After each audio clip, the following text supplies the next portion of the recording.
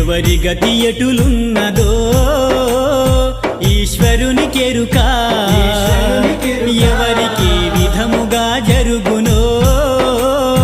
పరమాత్మ కెరుక ఎవరి గతి ఎటులున్నదో ఈశ్వరుని కెరుక ఎవరికి విధముగా జరుగునో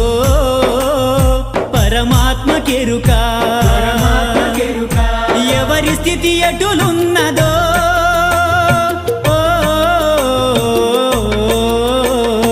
ఎగసి ఎగసి పడుటే కాని అలవి కాదెవరికైనా హరిహర బ్రహ్మాదులైనా అనుభవించక తీరదు ఎవరి గతి ఎటులు